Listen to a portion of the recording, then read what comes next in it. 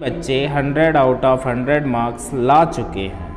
ठीक है, तो आज मैं इन्हीं स्टूडेंट्स के क्वेश्चन लूँगा और उन्हें आपके सामने रखूँगा। पहला क्वेश्चन आया है कि दिसंबर का ये लास्ट वीक चल रहा है, तो हमारे पास मात्र 2 महीने बचे हैं। क्या हम 2 महीने में टॉप कर सकते हैं या 100 मार्क्स ला सकते हैं? ये एक प्रश्न है।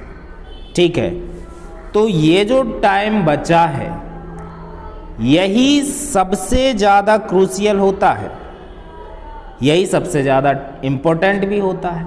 मतलब ये एक ऐसा टाइम है जिसका या तो आप यूज़ कर सकते हो या फिर इसमें बस सोचने में निकाल सकते हो। मतलब क्या होता है कि जब हमारे पास टाइम कम बचता है तो हमें जल्दी जल्दी में कुछ चीज़ें रहता है कि भाई ये भी पढ़ ले, वो भी पढ़ ले, ये करना है, वो करना है, बिना किसी एक लक्ष्य के हम बहते जाते हैं। ऐसा नहीं करना है। आपको क्या करना है कि इस टाइम का एक प्रॉपर यूज़ करना है, एक प्रॉपर वे बनाना है। जैसे आपके सामने प्री बोर्ड आ जाता है, मान लो कुछ विद्यालय में प्री बोर्ड कराया जाता है, कुछ विद्यालय में प्रैक्टिस एग्ज़ाम कराया जाता है।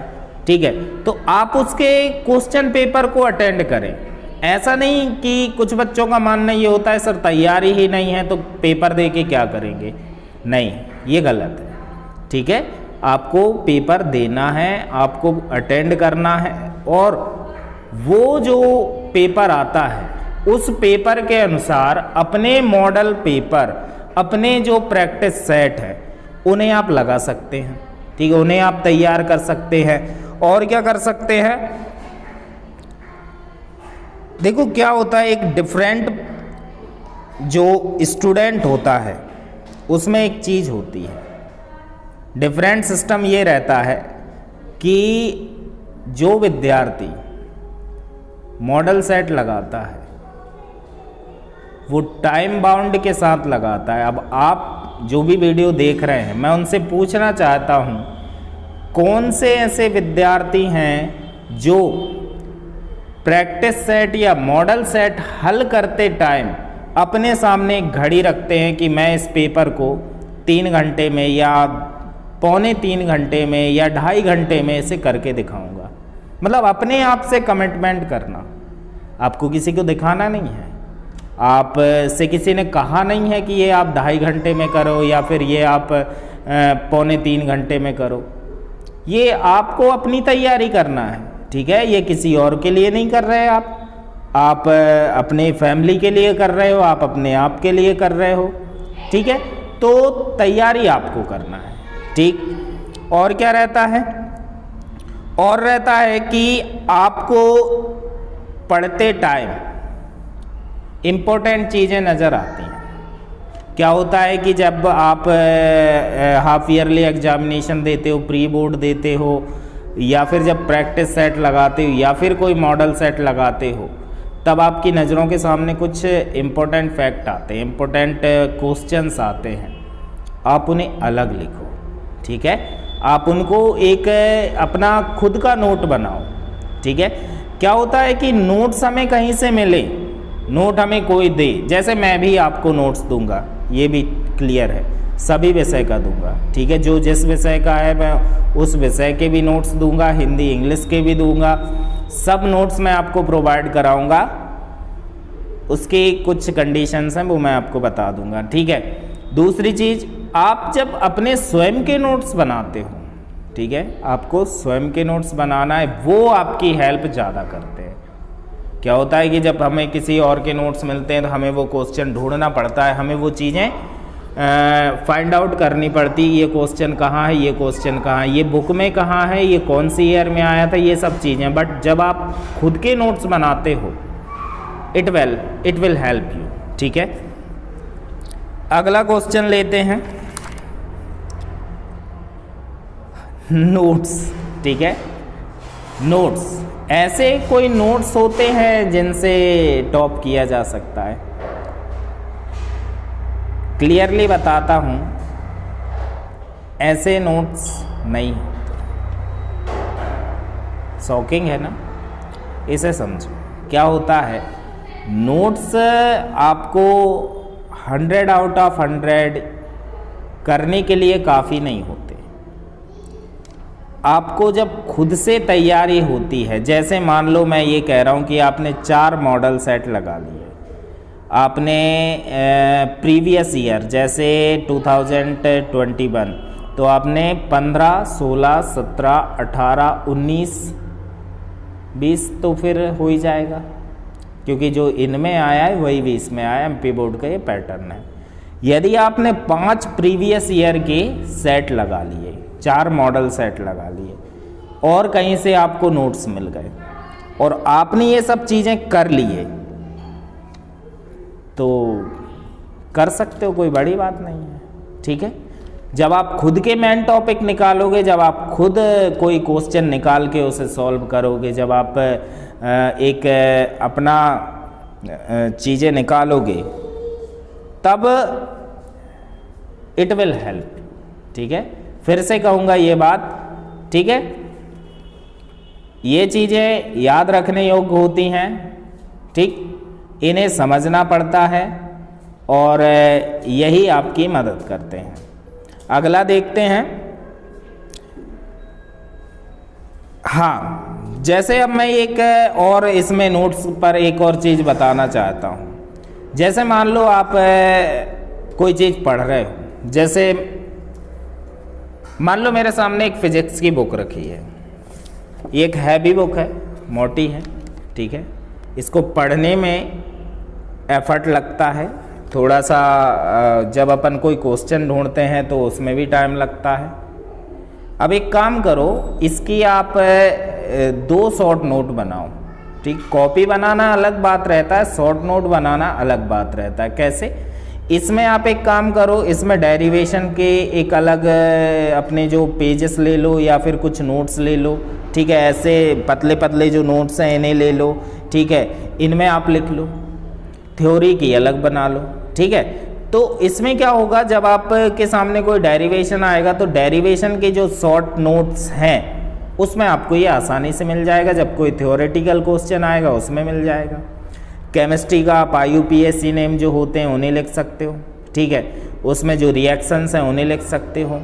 और केमिस्ट्री का एक चीज़ और बता दूं, जब तक केमिस्ट्री में आपको ऑर्गेनिक नेम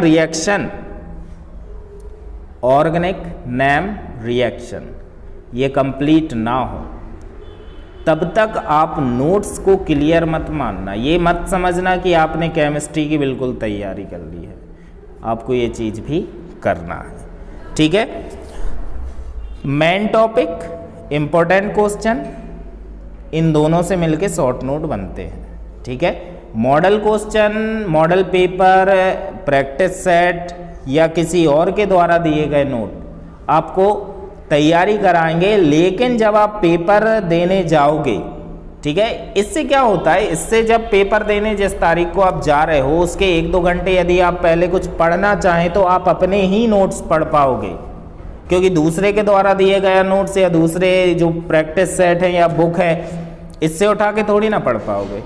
आपने जो नोट्स तैयार किए हैं उन्हें आप कभी भी पढ़ सकते हो, कहीं भी पढ़ सकते हो। ठीक है, आप रात में कहीं बैठे हैं, दोस्तों के बीच में बैठे हैं, या फिर आप कहीं बाहर गए हैं तो आप उनको साथ लेके चले गए, तो आपने थोड़ा भी टाइम, जितना भी टाइम मिला, आधे घंटे 15 मिनट जहाँ भी मिला, आपने स्वयं उसे सेल्फ स्टडी कर ली। ठीक है, उसे बार बार पढ़ना है, आपको याद हो गया है, वो चीज़ कवर हो गई, उसके बाद भी उसे पढ़ना है, क्योंकि एक प्रेशर एटमॉस्फेयर जब आपके सामने आता है तो याद करी हुई चीज़ भी आपके दिमाग से थोड़ा सा फिसलने की कोशिश करते हैं। ठीक है, कई बच्चों के मुंह से आपने सुना होगा कि यार ये क्वेश्चन मैं याद करके गया था, पर ये जब एग्ज़ाम में आया और मैं ये लिखने वाला था और मैं भूल गया। कारण, इसका रीज़न ये है कि उसको आपने कितनी बार प्रैक्टिस किया था, आपने खुद उसको कितनी बार लिख के देखा था। ठीक है, आपने लिख के देखना, चलो एक ठीक है, आपका वो रिवीजन हो गया, फिर आपने उसे अपने माइंड में कितनी बार रखा। ऐसा जब कोई क्वेश्चन आया आपके सामने तो आपने तुरंत सडनली आंसर दिया, कितनी बार दिया, तो ये चीज़ें आपको अपने आप से पूछना है, ठीक है। अगला क्वेश्चन लेते हैं।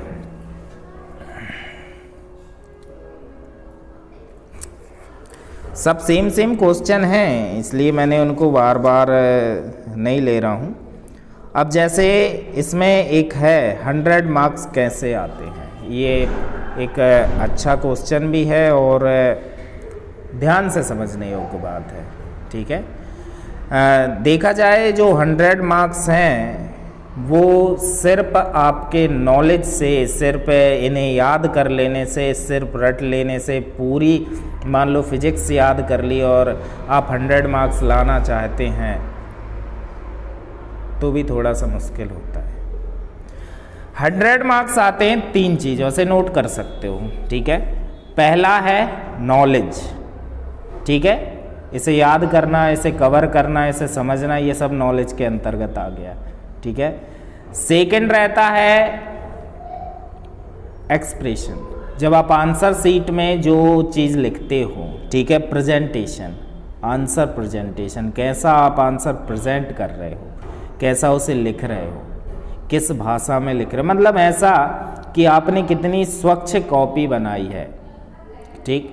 मैं एक वीडियो और बनाऊंगा जिसमें आपको बताऊंगा कि एग्ज़ाम हॉल में बैठकर पेपर को कैसे लिखा जाता है, ठीक है। एक अलग पैटर्न रहता है, ऐसा नहीं है कि जैसे मान लो आपसे कहा जाए कि पहले ये वाले क्वेश्चन करना है फिर वो वाले क्वेश्चन करना है, ये पैटर्न आपने रट लिया और उसको जाके उतार दिया, नहीं। सिस्टम ये रहता है कि आपको पेपर देखकर पैटर्न बनाना है। पेपर आपने एक बार रीड किया, आपको पढ़ने का टाइम मिला था, उस टाइम में आपने पढ़ा, उसके बाद आपने पैटर्न बनाया कि आप अब कैसे पेपर दोगे, ठीक है। पहली चीज़ नॉलेज, दूसरी चीज़ आंसर प्रेजेंटेशन, और थर्ड जो सबसे इम्पोर्टेंट होती है वो होती है कि आप एग्ज़ाम को कितनी देर में ख़त्म करते हैं, टाइम बाउंड।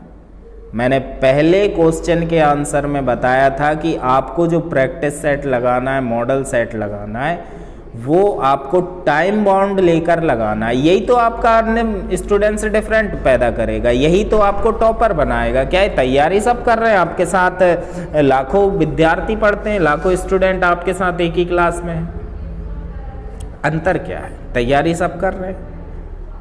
आप टेस्ट को एग्ज़ाम जैसे दे दो, ठीक है। एक जॉन वुडन है, उन्होंने कहा भी है कि make each day your masterpiece, अपने हर दिन को सर्वोत्तम बनाओ। मतलब आपको पेपर जैसा माहौल घर पे बनाना है, ठीक है।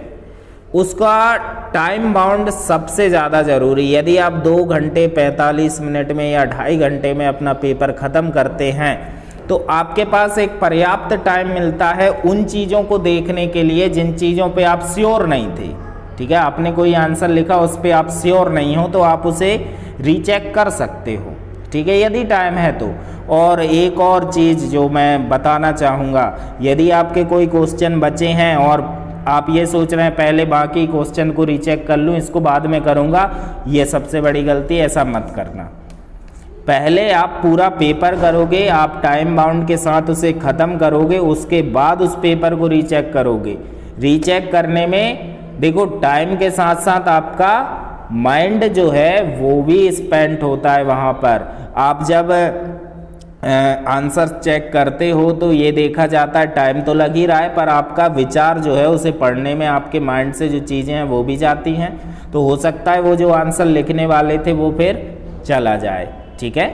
ऐसा उससे संबंधित कोई क्वेश्चन आप पढ़ सकते हो, जैसे आप श्योर नहीं हो कि इसका आंसर ऐसा है, उससे संबंधित मान लो एग्जाम में कोई 2 क्वेश्चन आए हैं तो उन्हें आप पढ़ सकते हो, उससे मिलता जुलता फिर आप आंसर लिख सकते हो, फिर पूरा आंसर शीट आप रीचेक करें, ठीक है। यहाँ पे ये होता है थर्ड क्वेश्चन। अपन अगला क्वेश्चन लेते हैं। ये तो सबके साथ समस्या है, नोट चाहिए तो नोट प्रोवाइड हो जाएंगे आपके पास, अभी जो भी हैं वो आप उनसे पढ़िए। और सबसे सही चीज़ है 4 मॉडल सेट, 5 प्रीवियस ईयर के क्वेश्चन पेपर, ये चीज़ें तो आप कर ही लीजिए। उसके बाद कोई नोट्स आता है तो आप ऑटोमेटिक ये चीज़ देखोगे कि जब आपके सामने वो नोट्स आएंगे ना, तो आप ये देखोगे कि इसमें से 75% से एबव आप पहले कर चुके हैं।